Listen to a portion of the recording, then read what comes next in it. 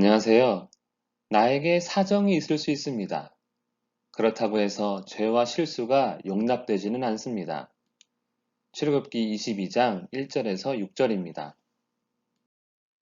사람이 이웃의 가축을 도둑질하여 죽이거나 팔았을 때 소의 경우는 한 마리에 5마리로, 양의 경우 한 마리에 4마리로 갚아야 합니다.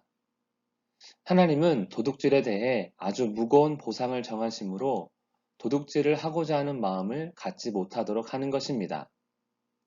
하나님은 처벌을 위한 법이 아닌 예방을 위한 법을 만드셨습니다.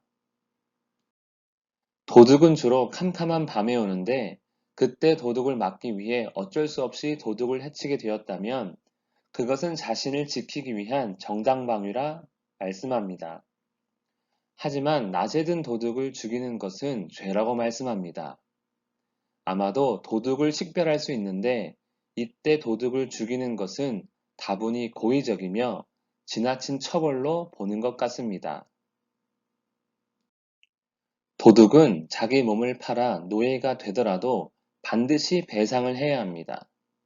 도둑질을 통한 이익을 절대로 용납하지 않으시는 하나님입니다.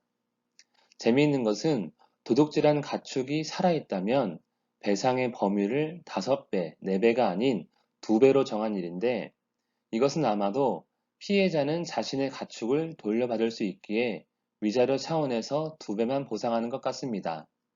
그리고 지나친 보상을 막아 도둑이 노예가 되는 것을 막기 위한 일종의 배려로 보입니다. 이웃의 밭의 곡식에 피해를 입힌 경우입니다. 5절은 가축이 곡식을 먹은 경우인데 이것은 주인이 가축을 제대로 단속하지 않은 책임을 물어 가장 좋은 곡식 혹은 열매로 배상을 하라입니다. 어떤 등급의 곡식이 될지 알지 못하기에 가장 좋은 것으로 배상함으로써 피해를 입은 자도 서운할 것이 없을 것 같습니다. 그렇기에 다른 사람의 밭이나 포도원 근처에서 가축에게 풀을 먹이는 사람에게 더욱 주의를 시키는 법입니다. 두 번째 경우는 불로 인해 밭의 곡식에 피해를 입힌 경우입니다. 이것은 방화를 의미하지 않습니다. 불을 지피다가 불이 실수로 옮겨 붙은 경우입니다. 그렇다고 해서 배상을 안 하는 것은 아닌데 5절과 다르게 가장 좋은 것으로 배상하라는 말씀은 없습니다. 죄에는 무거운 대가가 따릅니다.